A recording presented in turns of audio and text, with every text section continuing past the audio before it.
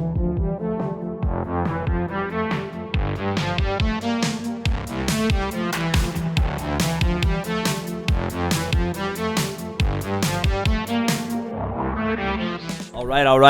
right. We got in the house today Mr. Jonathan Metcalfe of Tuck Shop. Welcome to the Freemium podcast. We also have Alex Winnicki of Satay Brothers. Is it Satay Bros or Satay Brothers? What do you prefer? Doesn't matter. Either or. Tomato. Pretty similar, yeah. Did you notice that he called me Mister and not you, Alex? Yeah, I did. So I noticed a certain connection between the two of you since I got here. So I want to thank both of you guys for coming on. This is the first time actually we've ever done a podcast with two guests as opposed to just one. It's usually just like a one-on-one. I'm really looking forward to this podcast. I've been talking about it for like 2 weeks now. And the fact that you guys have two kick-ass restaurants. This guy just keeps playing around with it. Is your microphone comfortable there? It's good. Okay. As the fact that you guys have two absolutely kick-ass restaurants, I'm super happy that you're here, and thank you so much for coming. Two rival restaurants on. I also noticed that my glass of water is like half the size of you. There's a lot of subtle, do you want mine? Passive-aggressive things here to put you on edge here, Alex. We're trying to get a reaction out of you. It's working. How do you guys know each other? Is it just through the restaurant? Yeah, I mean, I would have met Alex. Well, Satay Brothers has become an institution since they opened in 2010. We had one of our first Christmas parties there, and they knew they knew my partners since their inception. And Alex has been an and his brother has been institutions of St. Henry since they were growing up there. When we decided to try to take over their territory, we naturally, came to butt heads, and we've been butting heads ever since. Mm-hmm. And so you guys have where did you grow up, Alex? On the park. On the in park? front of the pool. In St. Henry? Yeah. On Georges Etienne. That's where you grew up? Oh, yeah. Mm-hmm. Oh, shit. And what school did you go to? Saint Luc. Okay. And you live in Hudson now? Now I moved it. Why'd you move to Hudson? That's really fun. Jonathan Metcalfe. Because of Jonathan Metcalfe. Fear. When he moved in on the park. Fear. I was like, not enough room. Yeah. Move away. And so was there ever an actual point where, because I'll put it to you this way. Let's say, for example, someone moves into my territory for insurance, even though we can sell insurance to people like all over Quebec. There's always something. But you have financial ties with Intac Insurance. We do have financial ties, yes. But I'm saying, so if there's like another insurance broker that comes in and they're in my area, it's like, I don't know, I just don't like it. But then sometimes I end up becoming friends with them. Were you guys at the beginning when you're in the same hood? And for those of you that don't know, so Tuck Shop and Satay Brothers, they're both on Notre-Dame. It's a street in Montreal. Was there ever a point where you guys like didn't really like each other? Like, fuck this guy. This guy's like kind of my rival. No, our food is not similar. And I think restaurants are complementary compared to like maybe insurance business. You go to one or the other. Yeah. Especially, restaurants, especially if you consider... Here, John, I'm going to ask you to put your mic here. Try to put it like... Closer. Yeah, closer. All right, right on. Yeah, there you go. There you go. Especially considering where St. Henry was as a borough when both of our restaurants opened up. It was, very much historically a working class area that was, some would say, ripe for gentrification. It's controversial. It is, but what I will say about that is what I love about St. Henry is, and the businesses that have helped develop the community, is that they are very committed to the neighborhood. I think a lot of them do work that is, to give back towards the community that's not necessarily broadcast. Yeah. It's mostly mom and pop owned Yes. businesses that hire people from within the neighborhood. But all that to say regarding restaurants, anything, in my opinion, anything that brings people to the southwest of Montreal is a positive. It's still... We're not the Plateau, we're not the Mile End, we're not downtown. You still have to get there. So anything that brings buzz about St. Henry or Notre-Dame is a positive. And I think that's also reflected in how the restaurants support each other in terms of if you ever need to borrow equipment, or if you're looking for employees, or if the health inspector is coming through. Like, we've got group chats that the alarm goes up that, hey, they're on the block. And Really? Yeah. Yeah, we've used that. We've sent you a heads up before. Or maybe I'm sending it to Romano, who's GM, but... We would never lend Alex equipment. He And breaks so, everything. so pretty much what it sounds like it's more of a community, and as opposed to looking at each other as competitors, you're kind of like, hey, we're both just restaurateurs. We have these restaurants. We're just kind of looking out for each other. You kind of support your own. I guess you could say. Absolutely. I know. For sure. I know when we, especially at this time of year, it's Grand Prix week in Montreal. It's the height, or it's about to be the height of tourism season. Any chance that we can, and it speaks to the work of Alex and his brother Matthew in building Satay Brothers, both at the market and the restaurant itself. When we build that connection with clients who are visiting from out of town, where should we go?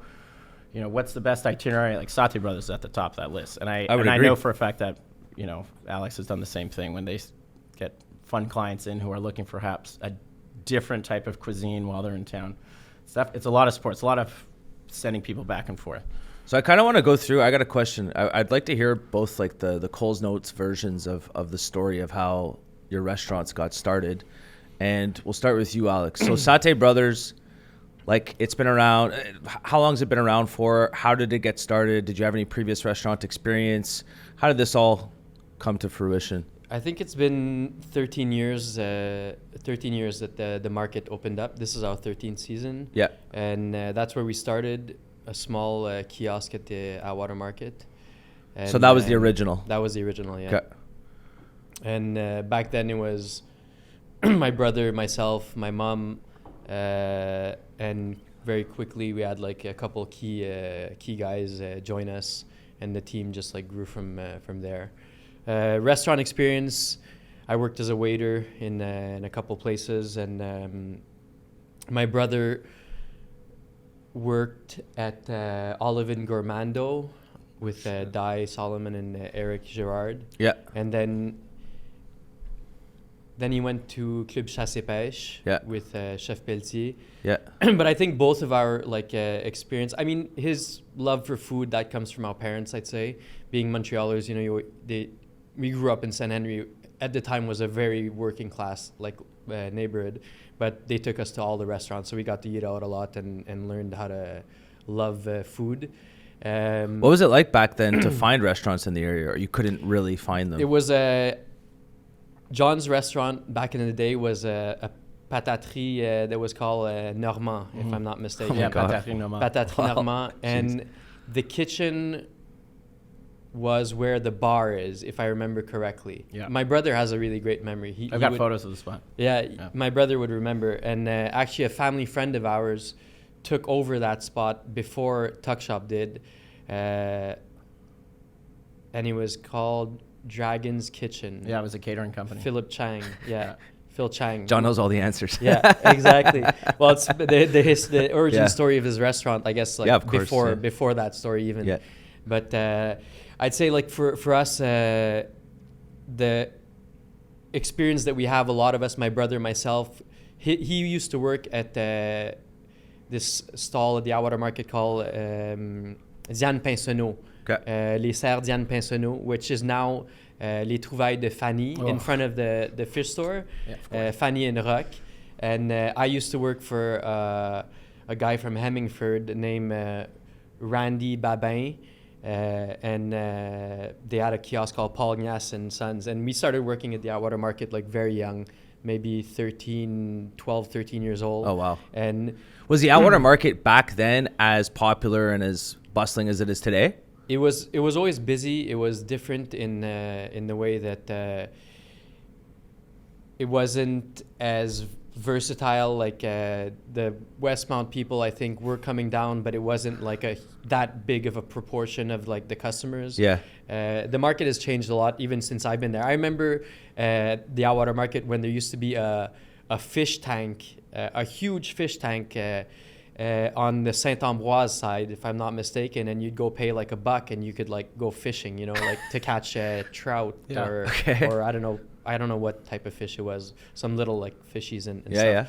And there used to be chickens where the gym is inside. Anyway, but my brother worked for a fruit and vegetable stall. So did I. He worked for René and Glenn that owned the Douceur du Marché. Yeah. And from there, he met Di and Eric, and then he went and that kind of like started his trajectory in the restaurant business. Then he opened up Nouveau Palais, which is on Bernard with Guy Seaton and Jacques and Mary Martha. And then then I was still working in a fruit and vegetable stand, and an opportunity came up where they were like, we're going to do a food court at the market. And originally it was supposed to be Produits du Terroir. I like to tell this story because so it was like Quebec stuff, Quebec produce, and Quebec wines. There was a sausage space, and one of the rentals like were like, you know what, fuck it, we're not gonna take the lease.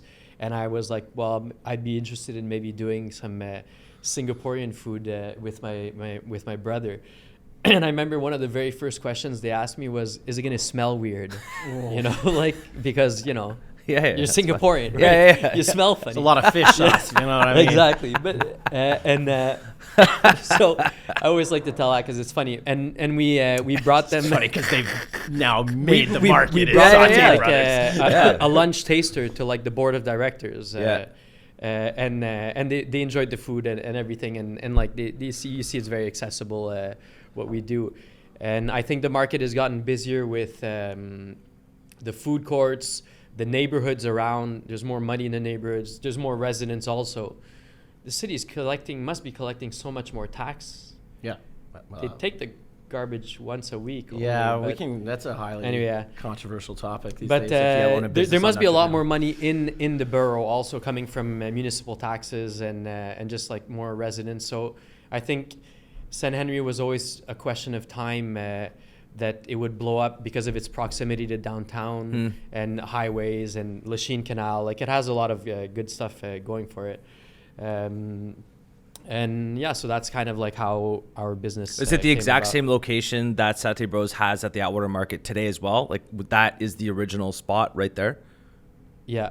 Like that booth. Where we are? Yeah, that particular booth. Yeah, that particular booth. That's super cool. We started off, we were like smaller. We had like a half booth. Yeah. And then we took another booth over. Because Atwater Market on the weekend, I never go during the week. It's a club. Dude, it's so fun. Especially going outdoors. That team is bumping. Having like a couple drinks, get some food, like order some stuff.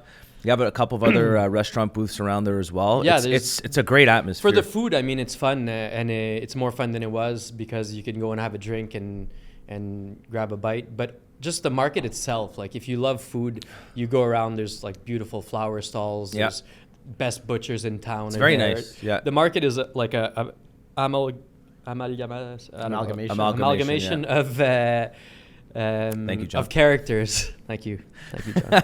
You know, like very interesting characters. There's funny people, there's weird people, because it's outside. Like all the weirdos like end up being there. It's it really is fun. It's a good spot. So you started off there, opened up the booth, and then how many years after did you? Then we had the Saint Jacques spot on 3911 Saint Jacques a couple years after. It was smaller than this conference room. It was tiny. That was fun. And then 5 years after, the restaurant's been 9 years now that we're there. At the Notre-Dame location? At the Notre-Dame location, yeah. Okay. I'm not sure exactly the timeline there. But got it. Awesome. And Alex, if I may, I love the first spot. I remember we had one of our first Christmas parties there when we were probably still like 15 to 20 staff, and how much fun that was. But I have to say, while you're here, and we've got it on, being recorded, that what you've created at the new location is something that I look up to so much in terms of your vision. Alex is a degenerate, don't get me wrong, but he has such a huge heart, and is also such a savvy businessman, and cares so deeply about what they're accomplishing at Satay Brothers, both in the experience they offer to their guests, but also their employees. And to see what you've created over there into the new space, and then to expand it again with Chinese laundry, like I idolize that stuff. I will say that it's incredible what you've done. Thank you, John. Man. It's super impressive. It is. Every single time I go to Satay Brothers, and every single person that I know that's been to Satay Brothers, the vibe, the environment, especially on like a Thursday, Friday, Saturday in particular, it's phenomenal. It's so fun. Go there. It's a party, and like everyone's just eating dinner. Yeah. It's a dinner party, and everyone's having a blast. I lost my shit when I don't know the name of the bartender, but I'm just sitting down at the bar. I'm having a meal. It's like 9:30, 10 o'clock, and this guy Durf. with the It's definitely Derf. yeah, and he has I don't know what this you're guy- gonna say, but yeah. It's Derf. And he has like, it's not like he's super jacked or anything. He's got this dad bod, a mullet, and a mustache. He just takes his shirt off. And he's super hung, yeah. yeah. But no, it's a great place. John, I know you took a little bit more of a different route. Correct me if I'm wrong. You started off at Tuck Shop as a busboy. Is that correct? I was hired. So Tuck Shop opened in 2010. Yeah. I had worked previously on Saint Laurent at a supper club called Coco, which was massive and very fast paced. That was my first real restaurant job. After I also started in the West Island, where I was a dishwasher and busser, but it was on Saint Laurent on managing big crowds and really learning to move, where I kind of got addicted to the tempo of hospitality. Yeah. Paired with an upbringing that was really axed on hospitality in terms of how to I had parents who were pretty we grew up in the suburbs, and I was pretty fortunate to come from a well-off family, but who were very strict on. Where'd you grow up, in the suburbs? Yeah, in Beaconsfield. Okay, cool. Just off the Nice. lakeshore. Yeah. Not a big deal. But parents who were very keen on, how to receive people, table manners, good etiquette, what was good food, and later on what was good wine. And that was something that was instilled in us from a young age. And then when I got into Coco, I saw how it all come together, and the first year that I wasn't there, I had a friend who had worked with the original partners at Tuck Shop at Monkland Tavern and Tavern on the Square, which is kind of where Tuck Shop's origin story really starts. And the buddy I knew said, "Hey, we're opening a restaurant in St. Henry if you're looking for work." And I was, "What's it called?" It's called Tuck Shop, which was a name that's very significant to me because I also had the privilege of going to summer camp growing up, which was a full contact boys camp. And I mean full contact in terms of aggressive sports that you tackle each other, but also, what happens in the cabin stays in the cabin. But at summer camp I learned to canoe trip, which was intense canoe trips, and I drew a lot of parallels to canoe tripping and this restaurant Tuck Shop that was very fortunate to be very busy from the very beginning. Yeah. They had an existing clientele that came down from NDG and Westmount when St. Henry was still. Monkland Tavern, shout out to them. Great restaurant as well. Both Great restaurant. Both tavern restaurants. There's a lot of. I haven't been to the one on Square Victoria. It's great. I haven't been to it's that. on Westmount Square Square. Victoria. Excuse me, Westmount Square. Sorry. It's great, especially on a Monday. You should go see our boy John Jarcone. He will both roast you and show you, put on an absolute clinic of how to take care of people. But yeah, in 2010, we had that clientele that was coming into St. Henry, and at the time, there was still, it was still a neighborhood where you would accompany the female staff to the subway station after work. Like it was late and it was dark, and there was characters. It's still like that. Yeah, but chivalry's dead, so we don't Yeah, accompany okay. them to the metro anymore. Oh, boy. But at the time, like a lot of those clientele, they would park their cars, like they wouldn't park on the side streets. They would park in the bus lane in front of the fire hydrants in front of the street and eat tickets so they could dine with us. But I started there as a busboy, and this is in 2010. This is in 2010, and I was able to take the speed that I had learned at working in supper clubs.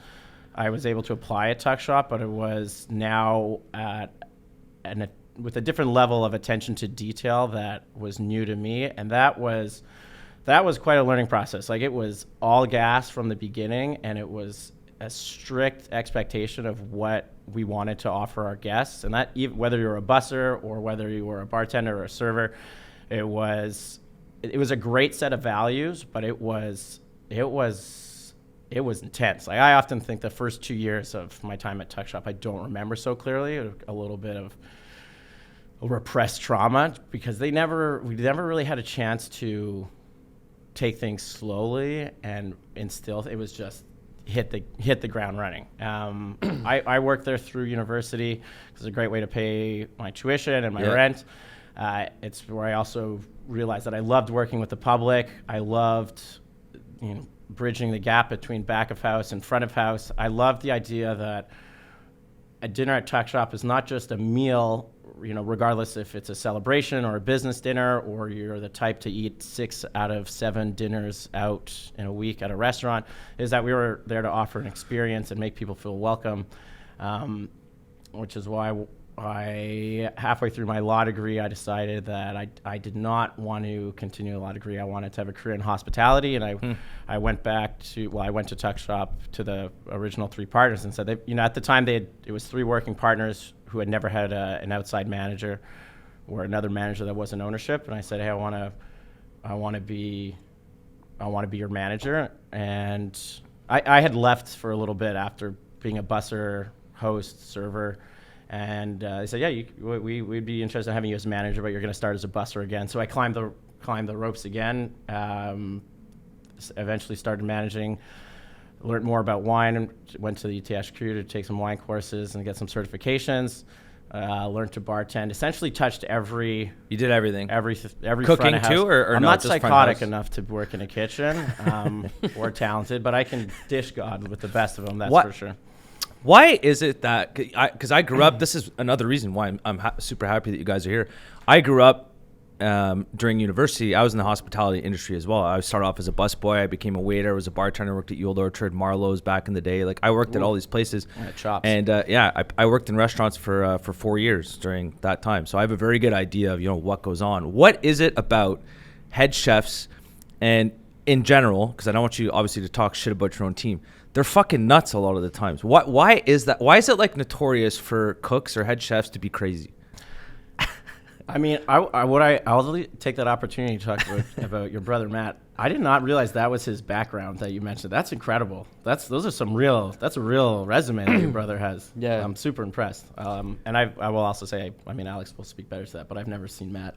I've never seen the Satay kitchen go nuclear at any time, and I tend to keep an eye on it. They've got a great culture. But I will say, I think in our environment, which you've seen it, it's high pressure. Yeah, exactly. It's hot. It's a physically demanding environment. Of course, it's hot. Yeah. You're in tight areas, and you need to be able to dance. You need to be both on the floor and in the kitchen. You need to be quite nimble. You need to know how to move very efficiently, and you need to know how to read the body language of your teammates. Like it's a real synchronicity, and I think when things aren't going exactly as you want, and clients are paying a certain amount of money, and you have to get really good food out in a certain amount of time, at this, in sync with your other line mates, it's a lot of pressure, and it's just intense. It's a shift might be 10 hours. You might only be cooking for 5, but like that 5 hours it's full speed, and it's people who care a lot. If you're going to have a career in hospitality, you need to care, especially at a place like either Tuck Shop or Satay Brothers. I think that's what distinguishes both of us, is that our staff. I think care. it's a lot of passion, and passion. Passion is a good way of putting it. There's a lot of pressure about, like, if a customer chooses like your restaurant out of 3,000 restaurants in Montreal to go have a meal, I always tell the staff, like, we got to be grateful they come, and the chefs feel that pressure of like making sure that every dish goes out is like to up their to standards, par to what people come to like expect from your place. And I think that if you look at the kitchen, sometimes it could seem kind of like rough, like the way that people are talking to each other, but you're busy. There's like 30 tickets on the pass. You can't be like, can I have a mi goreng, please? You're like, migo 3 now, rendang, and it's just like, it's fast paced, but it's service. Yeah. Like our chef CJ is like, he's amazing, and like as soon as he can, he's like planning what he's cooking for the guys after, and everybody has a meal together after, and you get through like a intense service, but then once you're done, it's like service is done. It's a whole different ball game. Because it is really intense, that actual service. Let's say it's 2, 3, 4, 5 hours. I remember it too, and this is just as being a waiter, which I don't think is as much pressure as being an actual kitchen guy. But some of those times, like on a Friday night, it's fucking intense. And like even as a waiter, I used to remember going after the shift was done and going to bed, and I'd have nightmares about forgetting particular plates for 100%. specific tables and stuff, and I couldn't sleep as well, and I couldn't. It's just, and I feel like a lot of waiters have had that exact same dream. Like, oh my God, table 24, they didn't get their beer or something. I mean, like I can say, like, we were talking about the back of house and kitchens, and that is one set of pressures, and especially the physical environment does play a role. I will say, the service, the being on the floor at Tuck Shop is intense. Yeah. It looks intense. I'll say that you gotta have a top gear, and you have to. Both the front and the back is a ballet, and it's not just about knowing the steps. It's about making you are held to a certain standard, not just by ownership, but by your colleagues. And I think that's something that, again, I see in both of our restaurants is you don't want to let anyone down. You're in the weeds, and you gotta get her done. And it's all about being in sync and helping each other out, and kind of just getting to the end of the evening while also simultaneously offering the best product and the best experience to your clients. I mean, service, I find in Montreal is working on a service team, whether it's in the back or the front, it's on another level than anywhere else, because you have to. You're in a city where le joie de vivre is part of our cultural identity, and that's something that has to be exemplified by every position in a restaurant. So everyone feels that pressure, but I think what's important is you try to develop a culture where that's not a pressure that you need to take home at the end of the day. We're not saving lives. We're just trying to show everyone a good time. There's a waiter who said that to me once. This is when I was working at the Le Gourmand in Pointe-Claire Village, and he said the same. An institution. So I was a busboy, and one of the waitresses was like freaking out. And this is a guy. It was like his full-time job. He had kids and everything, and he worked there 4 or 5 nights a week. One of those guys, just like a really calm and cool guy. Never got too excited. Never made a big deal about anything. That's Alex. And sometimes, so one of the waitresses is just losing her shit, and he goes like for fuck's sake, like, we're not a doctor trying to save someone's life. Like, can you relax for 2 seconds, please? But what would you say is I know this is like kind of a vague question. You might not even have an answer for this. What would you say is the secret sauce to having a successful restaurant institution like yourselves? I mean, because it's not most restaurants fail. I mean, obviously you know that. Massive. Most restaurants, when you start them up, they fail. There's a lot of overhead costs. There's a lot of red tape and government bullshit up your ass. There's a lot of, there's difficulties finding staff. What would you say is, reason number one why you guys are successful? I want to let Alex go first because I want to know his secret. Sure. He's so successful. Yeah. I think everybody has to care. Like, one, you have to care about what you're doing, about like showing people a good time, about being grateful for every person that walks through the door.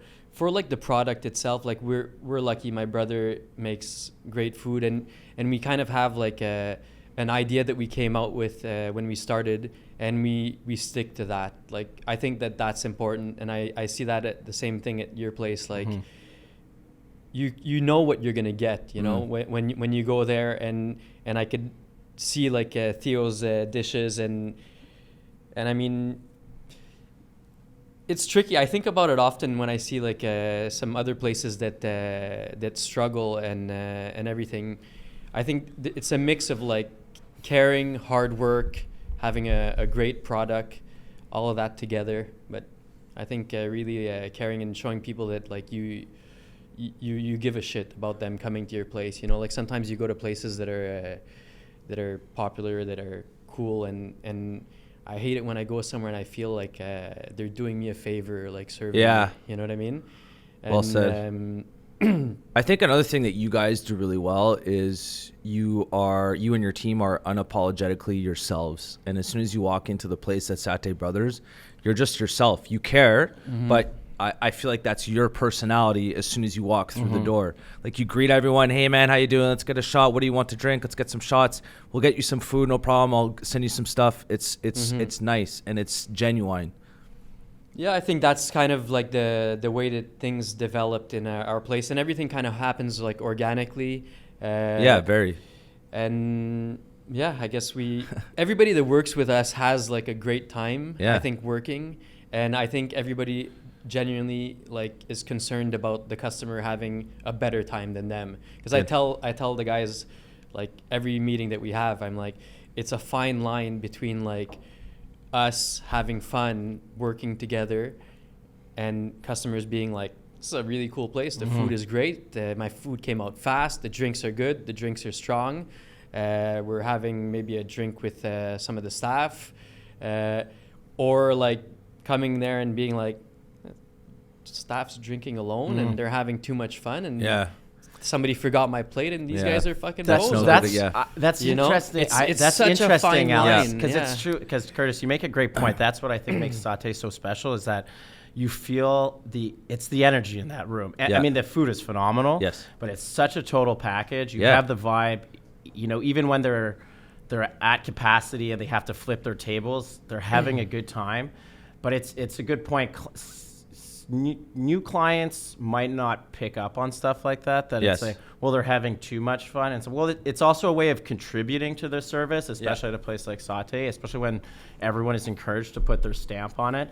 But it's interesting that I've always wondered if that was something that I have to address. 100%. I'm always concerned about that. I just thought they were natural. We'll look like idiots. I just thought they were naturals at it. But it's a great fine line. What do you say? What do you say though? Like, hey, we can have fun, but not too much fun. Is that what you say to the staff? Just to we can have fun, but the customer has to have twice as much fun. Oh, nice. And also, I like that. It's when your friends come to the restaurant, like John walks in, everybody knows him. Yeah. So I don't want like somebody feeling left out. If he's sitting at a sharing table, and a lot of sharing tables are, and they're excited to see John, and John's day off, he's gonna have a couple drinks. They bring him a drink. I'm like, you bring a drink to the other people around also. They're not gonna be sitting there like, losers. And this guy comes in with a big mustache and wearing tight pants, and now all of a sudden everybody's they are pretty tight. I do wear tight pants. Everybody's around this guy. Like I want everybody to feel like that's. Everyone's a VIP at Satay. Yeah, everybody's, everybody's part of the gang. And that's what makes it fun, is that like we have clients that are like 80 years old, people that come with their kids, people that drink, people that don't drink, people that come for the staff, that come for the food, it's having a mix of everybody that makes it fun. If we just catered to like one type of clientele, then his mustache wouldn't seem that big anymore if everybody comes in with big mustaches. It was the best thing to come out of the pandemic after the vaccine was John Metcalfe's mustache. That's what they're saying on the nice blog. And thick. It's bushy. It's got that tinge of the kinda gin. red. Yeah, I didn't realize I had that until brush I grew it out. I was saying, you got a bit of the. Do you brush it every morning? Yeah, I do a little finger massage, if you will. But Alice, I think that was a great answer to Curtis's question about what how do you maintain success, and that's why I think Alex and I get along so well.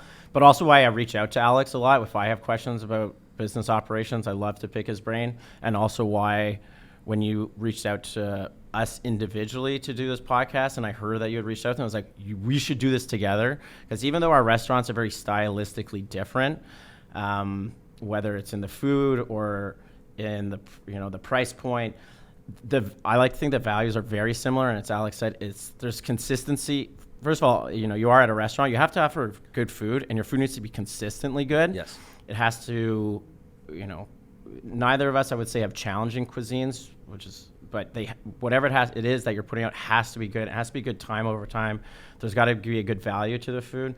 But then from there on out, those values of making every guest feel welcomed and making sure that they only have positives to say, and is so important. And it ties back to what I was saying about, especially Montreal, like this idea of the joie de vivre. That's, to me, distinguishes Montreal restaurants from everyone else. It's not just having good food, it's how you're taken care of when you're out. When you go to a restaurant in Montreal, you're being welcomed into our home, and that is our obligation to take care of you, but to take care of you. There's a reason why, and the best way to take care of you is, a system, or different protocols in terms of how we reset a table, or how we clear a table, or how we get the food to the table, or how we talk about the menu. And I think both of us operate business that we need to turn our tables. You need to have seatings.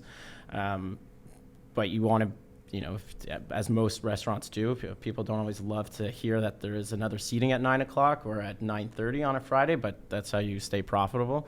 So you offer this entire experience with no one needing to feel rushed, feeling that nothing is missed, that you've made a connection with your staff or with the employees. And,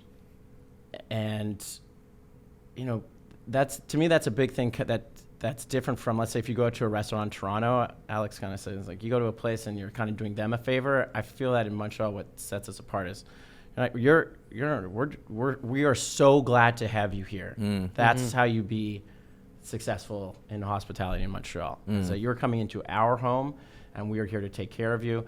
And if things don't go exactly as you want, or there's a mistake, then you know how to overcompensate for it. And I think that's a big thing. It's not just make something right. You make that error into a strength or something memorable.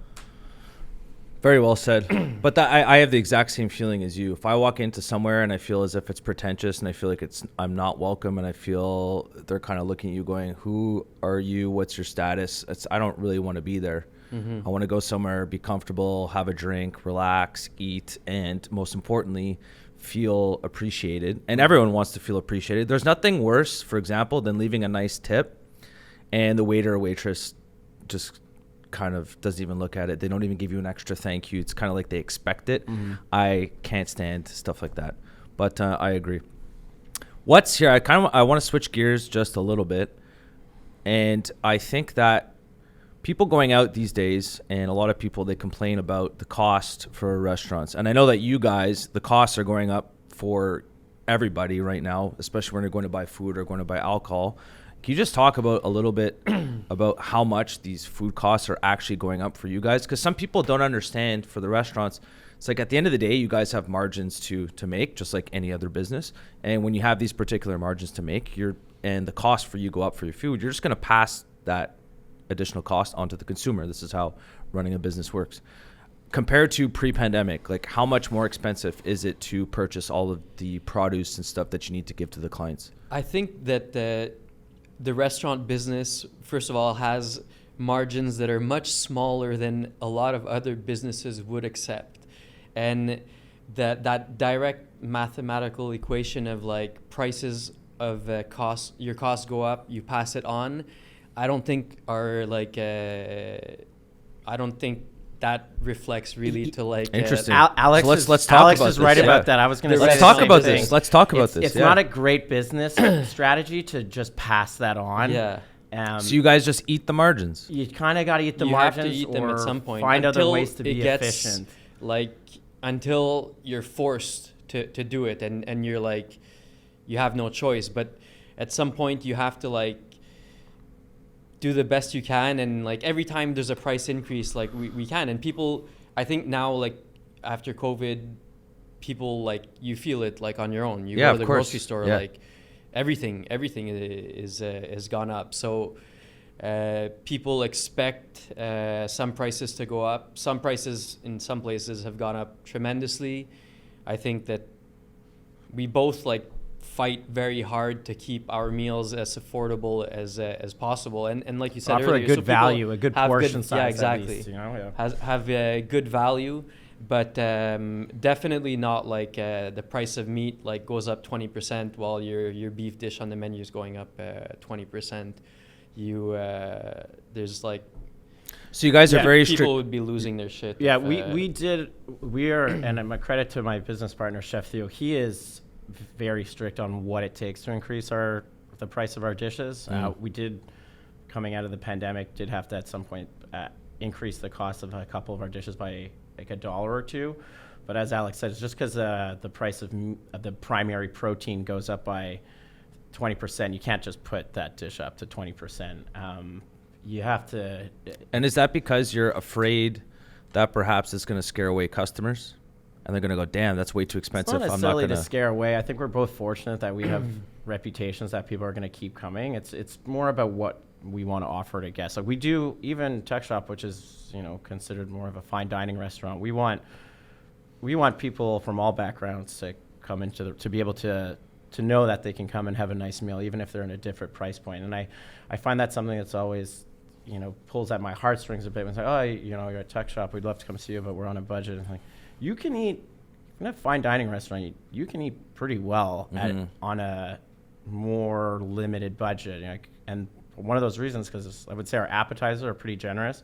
If they're between like $16 and $22, like you can have 3 appetizers at $18 and have a very full meal with a $6, bread order or whatever. Like you're good to. That's a full meal. You do not need to be breaking the bank.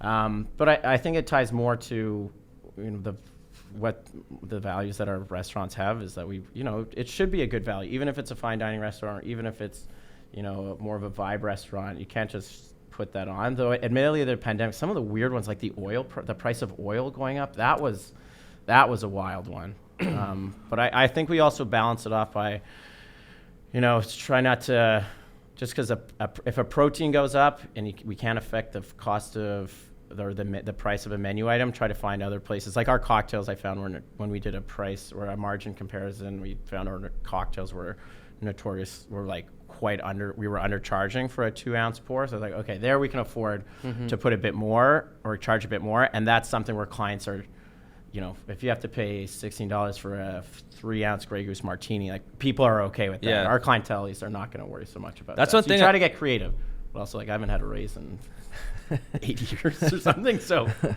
that's one thing that I never fully understood. It's like kind of for the cocktails, because in Quebec, because you guys all get the alcohol from the same spot, you all get it from the SAQ. I never understood why one restaurant would be this price and another restaurant would be that price for basically the same drink, and it's the same cost for the materials.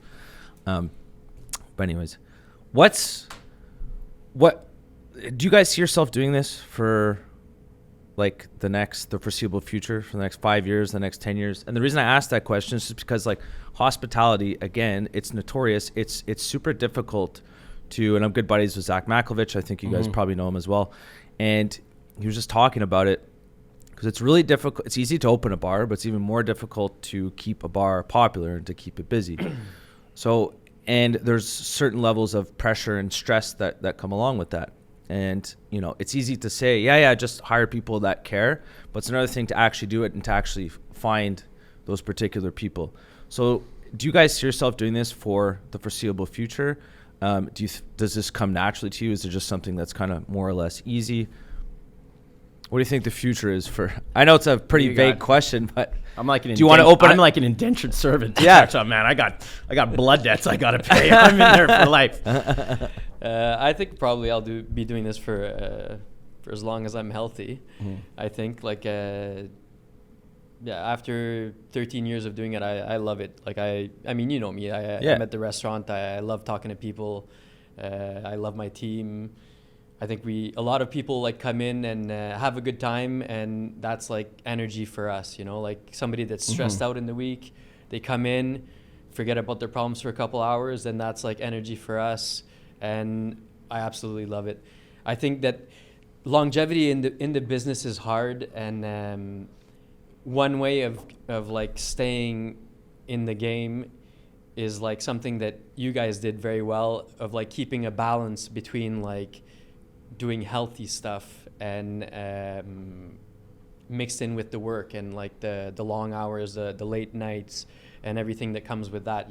When you guys were doing your obsessed with spin classes at B-Cycle, with the spin classes. Need to shout out B-Cycle, great product. Yeah. Great people. So all the staff, you would take the staff and just go do cycling with the staff? A good amount of the staff, we got really addicted to spin classes. Smart. Yeah. And running and exactly just training. A balance of, and it's a very physical job that we have, like always being on our feet, lifting stuff, whatever. It's physical. So keeping your body in shape, like definitely will like make you last longer, I think, in the biz. And, for sure. And like doing something you love also, for some people it's a stepping stone, for other people it's like a passage, and for every different person it's good, as long as you had fun on the ride, like it's great. But I think that like some people are service people and hospitality people, and you might try to leave at some point, but you always come back to your dark master. Exactly. Yeah. Yeah, I think, I mean, I like to ask that question whenever we interview anyone for, at least on the floor team, about is this a career path for you, or is it a means to an end? And both answers are fine as long as they understand that when you do come here, it is the career path for a lot of people, and you need to treat the job like a professional, like, especially if you're even if you're a busser. So you come in and you're here to play the game, and it's a tough game, but you're well rewarded for it. For myself, yeah, I know that this is the career path for me. I'm so glad that I was given a chance to become a partner at Tuck Shop, and that I've been able to kind of take the torch and continue to build the brand. With that said, it definitely, owning and operating a small business that is so volatile definitely comes with stresses. Yeah, for sure. Sometimes you're wondering why today do I have a dishwasher who won't come into work or is legitimately sick, which is totally fine. You can't have people coming to work if they're sick. At the same time, this was last week. My bar fridge goes on the fritz because we're in a heat wave and the compressor is overheating. And then our 100-year-old water main clogs up, causing a grease trap explosion during service. And this is life. This is the life I've chosen. And exactly. This is I'm getting close to my limit. But then, I've learned through some good advice that, again, we're not saving lives. Things happen for a reason. Things pass. You have a team that's that's there to help you out if you ask for help, which is something I had to learn to do. And then you get back in the swing of things. And as Alex said, once service, you're back on your feet and you're in service, you realize why we're in this. And it says there is a love for showing that experience to our clients, that their guests, that we're here. I have a love for taking care of people. I might have developed a very jaded heart over the years to get there. But once you're in the heat of service, no matter how wild things are, I think for guys like Alex and I, that's why it's our careers, is that we do love this. And if you didn't love it, you're not in the right field. But I would love to what I would especially love to do as our careers continue, especially coming out of the pandemic, and we had a chance to look at our industry and where there are changes that were outdated regarding work-life balance, regarding pay structures, regarding hours, and just regarding cultures. So if I'm committing my life to this, I want to be a part of the next generation of restaurants that takes down some of the outdated structures of that. There's what? Well, I think this idea that especially in kitchens, that you have to, in order to get a reputation, you have to work hours that you might not be properly remunerated for. Mm-hmm. You might have to tolerate behavior that would be considered objectively abusive if you were in a more of a corporate structure. We're an industry that we are historically unrepresented in, whether in offering healthcare or other benefits. Is that common practice? Because we were talking about that earlier. It's become more common coming out of the pandemic because I would like to think because it's the right thing to do. You want to. Both of our businesses are based on having the right people. If you can keep your people in, that's a big part of your success. You want to have, or at least people who really care. And benefits, first of all, outdated. Everyone should be having benefits. These people work hard. They are artists. They're tradespeople. We're seeing it more and more, but it's still, as with the margins that we have, it's tough to add that cost to your business. But at the same time, I think we're all seeing those changes are necessary, and I want to be at the forefront of that. I want to be able to offer benefits, and we're looking into it now. I want people to have a 4-day work week, which is something we've been able to introduce at Tuck And for Shop, benefits too, just to let you know, if I can add some insight to that, we give benefits here, but you don't have to pay 100% of the benefits. No, I know, but you do 50-50. But even that's something that we're, there's so many different options, but now you got to find time to okay, now let's really look at that. Yeah. What does it take to offer benefits? What are different options? And I think when you operate a business, it's tough to just even get that ball rolling unless you set time aside for it. And when you're busy every night and life is about getting ready for 5 o'clock when you open the doors, it's tough and then you're working until 1 a.m. It's tough to then find time before service and okay, this is the project I want to take care of, especially such a significant project that relates to the well-being of your staff. But I want to want the revolution to begin in hospitality, and that's making sure that people are it's an industry where you can feel that you're valued and not have to tolerate, unpaid hours, or you can't take a sick day or abuse, or you can't or or it's like, I don't know if I can have children because I got to work nights. It's like everyone should be able to have the life that they want, because it's a real career, and it's in Montreal. It's something that should be valued for what it is that we contribute to our society, and that's what I want to have in my career. You guys close at, because some places, the servers or the busboys or bartenders, sometimes they're working until 4 or 5 in the morning. You close a little earlier. Our kitchen closes at 11, and our policy used to be we'll stay open as long as people are, are paying rent, as you like to say. But I've, coming out of the pandemic, realized like there's a limit to that. Like I'd much rather be able to get half of our staff off an hour or an hour and a half earlier, rather than make, a little bit more money, just because that extra hour and a half that they have to rest and recharge, if it builds up throughout the week, and all of a sudden then you're on Saturday, and now it's game day, and they've had a chance to recuperate a little bit more. It also, the sooner we can get out of there, you're less likely to let's go out to the bar and have some drinks, and it's like, which is great, but also like, let's not get into that slippery slope where you're going out to the bar every day, because a couple drinks every day, spending a couple drinks every day builds up, and we need to, as Alex said, it's a physically and emotionally demanding career path. You gotta take care of yourself.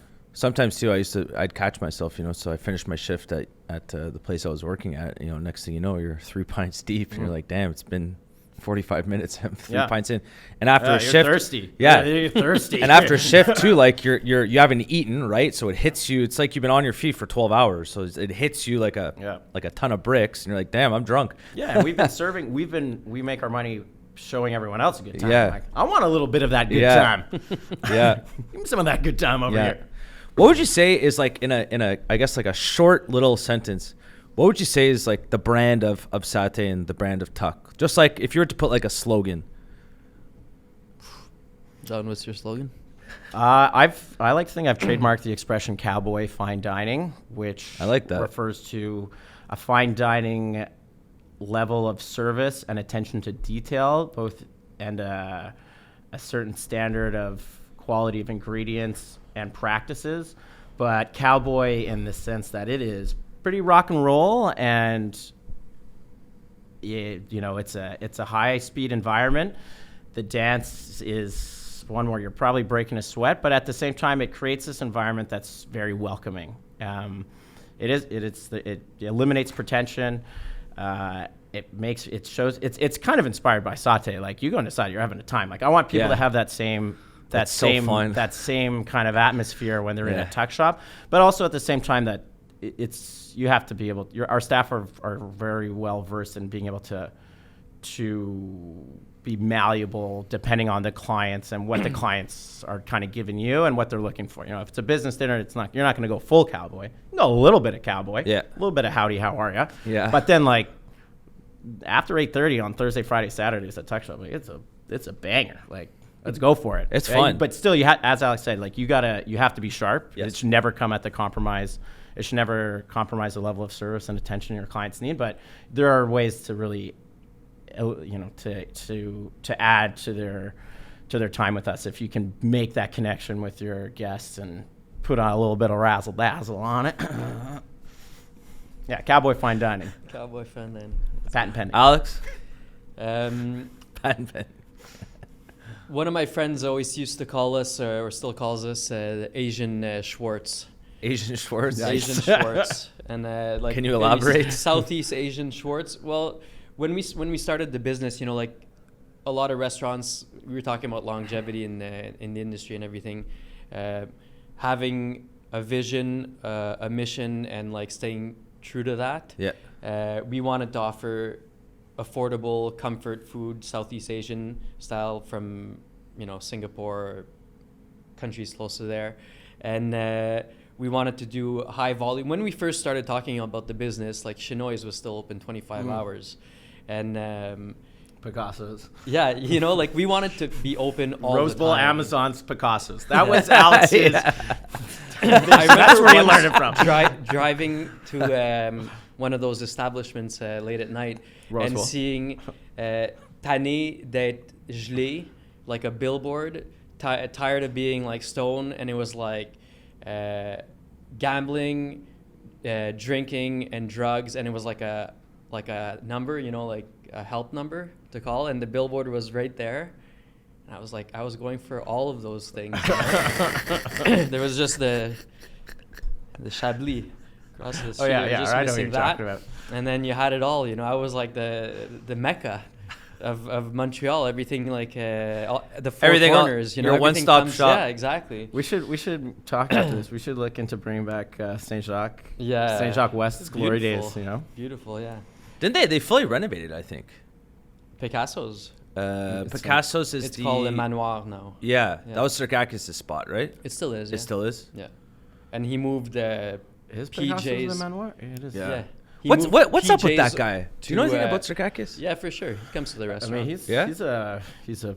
I haven't seen he's him in a while, but He's got it. I mean, his HQ is on Notre-Dame, not far from Alex's Yeah. business. I And think he's a bit of a controversial Yeah. figurehead, but the man, He's a hustler. my understanding is he came over to Montreal and started as a dishwasher and Yeah. built an empire from that. Wow. And like gave nobody any choice but to respect his grind. yeah. And in his fairness, you might not always agree with some of his politics regarding restaurants. Like I think one of the things, you know, keep smoking in the restaurants, keep the VLTs in. But he speaks his mind, and he's, you know, He's a hustler. he's a grinder. He for stepped sure. on a couple feet maybe to get where he's at, but he's like, I remember being at the Blackjack bar like on a Wednesday at 2 Oh a.m. man, blackjack. The Blackjack is where the M2 is now, or Emder, yeah. M2, and there used to be the strip club next to it called Oh well, my back in God. the day it was La Jartelle, and then Au Caresse. Okay. But this was in the time of Au Caresse. It was a real shithole. What was the last name of it before they closed down? Montreal Strip Club. Yeah, right, The of course. MSC. We had a cocktail named after it at the restaurant. And I remember being there and Blackjack was like, this was like St. Henry. Yeah. When you guys opened up, Yeah, there I were was still there. like some sketchy spots. And he comes in at 2 a.m. Wednesday, and he's like, what was behind the bar? Those beer bottles, not there. Put that in the back. And he's like, he's a billionaire. You know what I Yeah. mean? Like, he owns real estate all across the city. He owns... He's a land baron. Yeah, land baron, restaurant, clubs. But he's there at 2 a.m. on it. Like, he's a workaholic. you I know? will say I've heard that same story from reliable sources, people who have worked in some of his places, to, you know, differing opinion, but they have seen Mr. Sarkakis come into his institutions, and if he's got a protocol in place or how he wants something done, he knows it. He knows what they are and can point them out at the drop of a hat. And even if it was like working at PJ's or Picasso's, like how a hamburger was supposed to be plated and ran to a guest, like he knew that tomato, which was on like the top side of the bun and not the bottom, was not the right way to, that wasn't the protocol, and could call people out on it. Like he has a formula that obviously has brought him a lot of success, and he has it a obviously reason for works. that formula. Yeah. Yeah.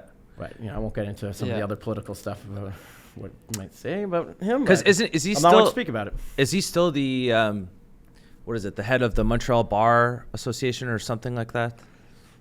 I thought so. I would imagine Well- he is. I think he created his own or maybe this is an urban legend. I don't know. He created his own kind of restaurant lobby group for some of his own That I don't know. practices. But he That my was understanding. like, he was pissed. I remember when the Habs were in the playoffs. I remember and this. The Bell Center wanted Yeah. to open 20,000 seats so that they could sell beer there, Right. and like drain out his businesses. Mhm. And I thought it was a valid point. Like, Yeah. you know, how many times did the Habs make the playoffs, man? They want to. Yeah. He wants to sell some beer on those days. No, I get it. You mean when the Habs were playing away games and they were going to show the games? Yeah, at exactly. the Bell Center, Exactly. Yeah. You know, but he's definitely a voice. Or even when they legalized marijuana, I remember that was one of his stances. Like, can't have people getting stoned, stepping outside. yeah. It's gonna stop them from drinking. Yeah, I don't remember that. good point. Do you guys have any crazy stories that you can share from the restaurant industry? or that you would like to share? I mean, Alex, you got to get running soon. No, I'm just. That's if you do, it's fine. How long have you been going for, Joey? And 1 hour? 1 hour. Okay, yeah. Good. What type of crazy story do you want? I'm pretty whatever, sure. whatever, Alex has whatever you're comfortable telling. I try to keep a culture at Tuck Shop that things are. I don't need an HR. I don't need to have an HR issue at Tuck Shop, even if I am head of HR. But like when I was at supper clubs, like I remember I had one run in with what I later found out was a well-respected leader of an organized crime family, and his bodyguard grabbed me by the neck and pushed me up against the wall because I bumped into him with a bus bin, and got lifted off the ground. I was like, okay. And the security came and backed me up, which is great. And then the bodyguard was forced to apologize to a lowly food runner busser. One of my career high points was that. Really? Huh? Yeah. Otherwise, it's like, no, I was emptying buckets of grease trap shit like last week. Like that's the crazy stuff that I see at Tuck Shop. I used to see that all the time at I was working at, when I was 18 years old, I was working at Buonanotte as a busboy, and my buddy was working at Rosalie's. Rosalie's was a really big gangster spot. And so during Grand Prix weekend, I would sometimes finish at Buonanotte, and then I'd go over to Rosalie's after, and we saw the Rizzutos all the time. We'd see other gangsters. The cops would always be coming in. And he would tell me some stuff as well, kind of altercations going on between two gangs. And once he said the same thing. You had the Italians and then you had the Haitians all in one place. And he's like, you could feel the tension in the restaurant. Weird. I want to hear some stories. Alex only allows the Haitian gangs at his restaurant. Yeah, it's for that reason. I don't have any crazy stories like that about. Trying to think of something funny. It's good times only on Notre-Dame. Yeah, it's good times only, baby. We let the crazy happen on the rest of the block. Bistro Notre-Dame after hours or something like that. Yeah, no, I can't really think of anything that crazy that happened. It's just meat and potato mom and pop shop that we're running, you know. When do you guys open up new locations? It's got to be in the cards. You must have thought about it. I've definitely thought about it. I've kind of changed my goal regarding that as I've developed a mentorship with one of my actually the old general manager of Coco, the first supper club job that I was mentioning before, who's now the director of L'Abattoir in Vancouver, which was just listed as I think number 27 in Canada's top 100 restaurants. Tuck Shop was 101, by the way. Wow! In case you didn't know. Congrats. Well, not on the list. But he's really helped me develop my, some of my objectives long term, both in terms of financial literacy and how to make the most of our business. And I'm a little less concerned these days about opening a second restaurant as much as I am more focused on maximizing the profitability of our existing brand, and especially considering that Tuck Shop had the wherewithal to buy our building about 6 or 7 years ago. So my immediate goal would be to add a third floor to our building. That we used to have a third floor that burnt down, so we could move our second floor offices and prep kitchen up there to that eventual third floor, and develop a private dining room with a fully functional kitchen on the second floor, so that we could have. Nice. It's tough to have large groups at Tuck Shop. Like Alex specializes in it at Satay. It's a great place to go with groups of 12 to 18. What's your max for your group size for you guys to also have normal service? Now that we have the laundry, we could do we did a 40 last Saturday. With normal service? Yeah, with normal service. My God. Wait, in the Chinese laundry, if we do 30... you start to finish in the Chinese laundry? No, they were in the dining room. Okay. Yeah, wow. They had 3 hours in the dining room. Oh, and then you rotate them around. Then they actually moved on to other plans.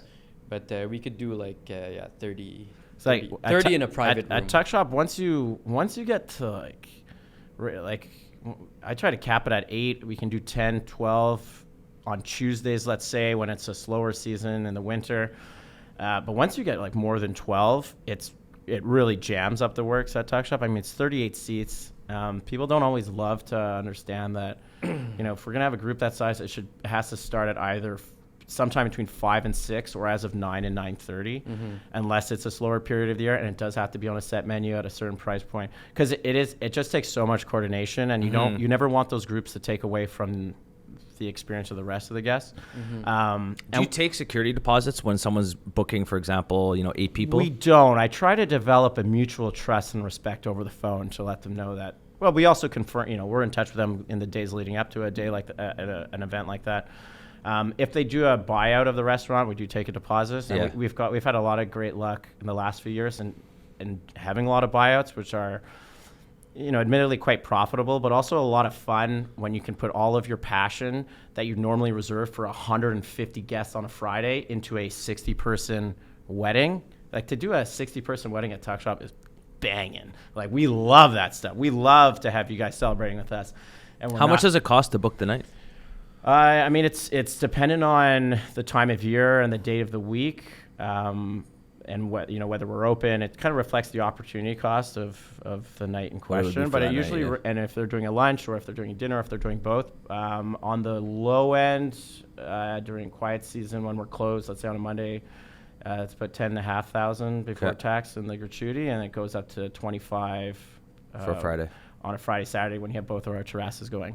But I will say what I take a lot of pride in saying is that while that is a premium, if you're doing, let's say, a group of 50, there's, you can have peace of mind having you have one of the best kitchens and one of the most passionate service teams offering like a turnkey event. Like we have a wedding this summer. It's $20K. It's on a Saturday, but with certain restrictions, so we're not giving the full 25.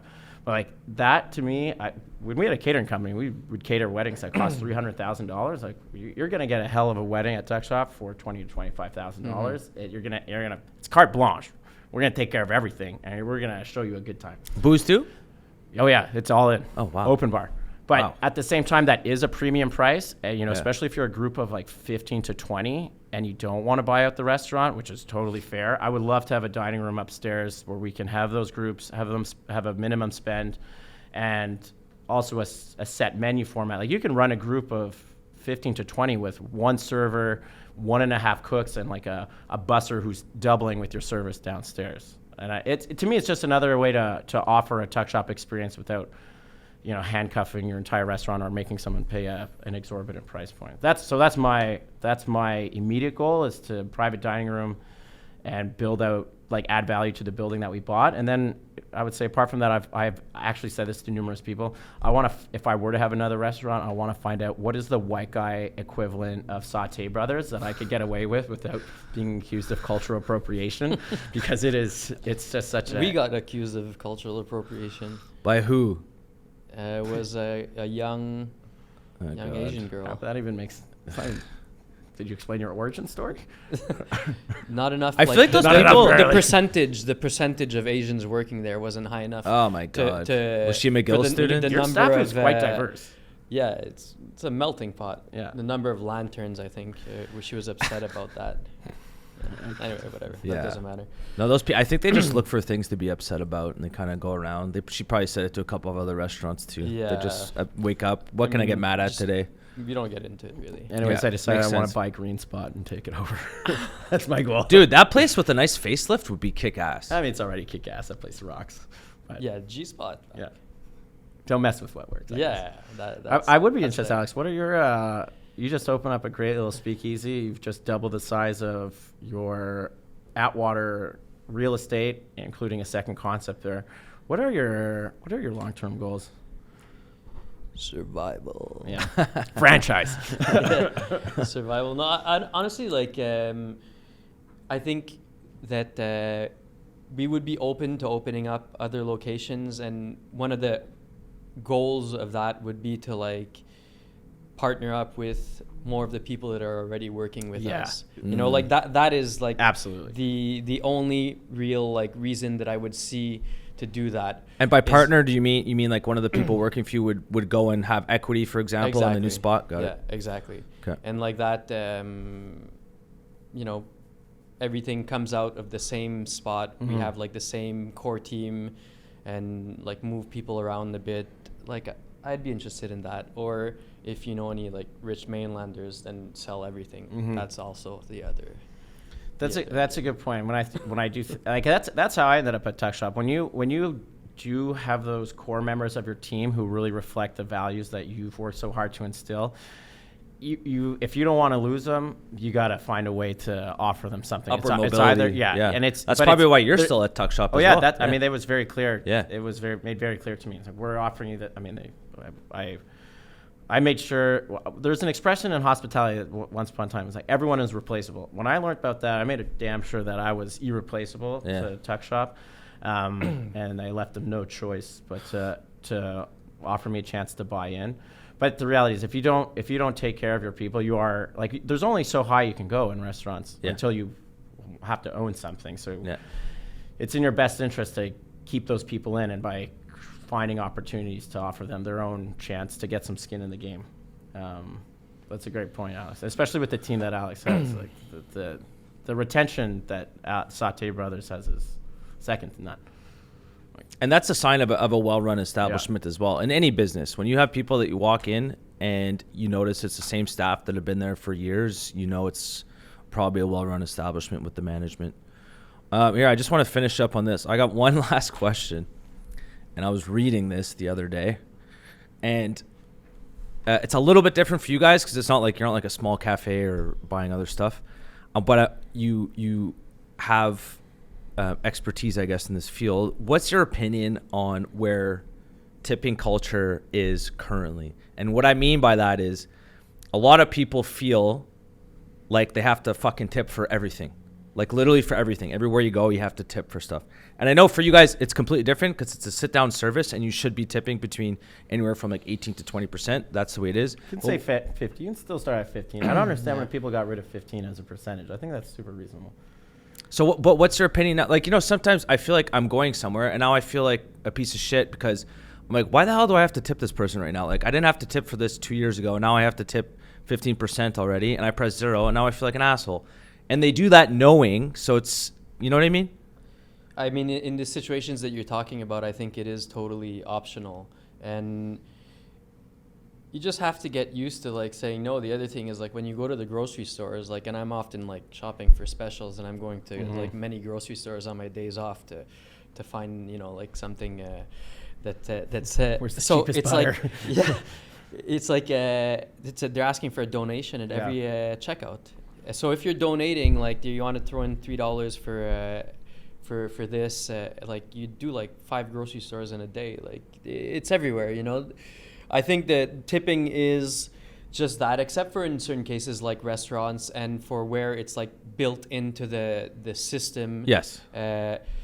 You should be tipping when you go to a restaurant. People say tipping, like if you can't afford to go out, then like maybe eat out a little less, maybe order differently when you go. But like it's also to reflect the service you got, you know, like if you don't feel comfortable tipping 20%, but you're happy with 15, like 15 should be the bare minimum. Yeah. I think like if you're getting good service, and I think in both our places, like unless I don't see any situation that a customer should leave less than 15% unless they're like really upset about something we don't know about. Yeah. And I think it very rarely happens, but it is. The rest is like optional, how much you want to leave, you know. And like if you go to some places and the tipping options start at like 25%. Math is easy, and if you're not good at math, you have a calculator on your phone and just like choose other amount. And I think people just have to get used to like not feeling guilted into leaving, having to tip for everything, you know, like you because that's what it's become. You tip because people are nice to you, they take care of you, they go above and beyond what you expect. Then you tip, you know, and they're happy. And I'd say like most of the time, you know, like it's a numbers game for us, you know, like everybody makes their money like on volume. 15% is absolutely fine if that's what you're comfortable with leaving. I think, you know, I was mentioning before how I like to see certain changes in our industry that are, you know, I find outdated. And I find the discussion currently on tipping culture to be very interesting. I think, as you mentioned, Curtis, that there are instances where like this is not appropriate to have a tip option or a donation button, especially in large corporations where it's like, are you collecting interest on these donations? Like, don't give me that shit. Like, I don't trust I don't trust that's going to the bottom. That's not getting to the people who need it. Yeah. But I the idea that at sit-down restaurants, especially restaurants like Satay Brothers and Tuck Shop, I don't love the argument that tip is a way for ownership to keep their payroll down. I think a better way, at least how I think we've structured the culture at Tuck Shop. First of all, I'd say the biggest first thing to do is look at how restaurants distribute their tips. Like that's an area where things can be addressed. I believe strongly in tip splitting, like in terms of all servers, front of house should have a pot, and then that gets split as equally amongst your support staff, or it's based on skill level and hours. Is it common practice for ownership to also get tips? We're saying so with regards to the tipping. It's considered by a lot of people as a way of ownership to keep their payroll down. I think if you make a point to make service an integral part of your business to the point that it's a competitive advantage, there is a real value in tipping. Like you bring in staff and operating procedures that really add to the visit of a guest. Like our staff at both our places, like they're working for that tip. They want that 20% because they know that it's going to take care of them, but that they're also putting it into a pot that will then go out to the people who help them achieve that. The kids who are clearing those tables and resetting it for the next course. And this is the issue. The people in the kitchen who are grinding as well. Like, and if you structure it, if you use hourly wages or salaries and tip all as different tools, like you can get a very balanced remuneration for everyone in the restaurant based on their seniority and their skill set. It can, some people, it's a way of making up costs. It's also a way of adding to the quality of life of the people who make your experience with us memorable. And this is I want my staff to fight for that. Yeah. Or not fight, but work for it. Like you are putting that extra spice in your service. You're being extra sharp when they're almost done their wine and glass. You're there to pour that bottle. You're there to pour the bottle of wine. When your table is cleared, it is wiped clean and reset for the next one. And then the food comes out and it's dropped at the same time. Like it's the little things, those little details that make a visit so special, and that's why I think that's where you take care. That's why you want to take care of the people who take care of you. And this is the issue that I have with tipping culture, what it's become today. In a place like Tuck Shop or a place like Satay Brothers, where they're working their ass off, they're running around, the kitchen's running around, high stress, and it's also an hour to 2 hours to even 3 hours sometimes. 15%, 18%, 20%, it's warranted. Mm-hmm. I have an issue when I'm going to go somewhere to a store or get a coffee and the first tip option I get is 20%. It's like, dude, you literally went there, you put the coffee, you came back and you went, here you go. This is where it's like they're not the same thing at all. I don't understand I don't really understand. Like, I mean, I do get that like 18 has become the standard kind of which is fine, but I don't understand when they started reprogramming their terminals to get 15, 18, or they're starting at 18, 20, 22, or 2022 to 25.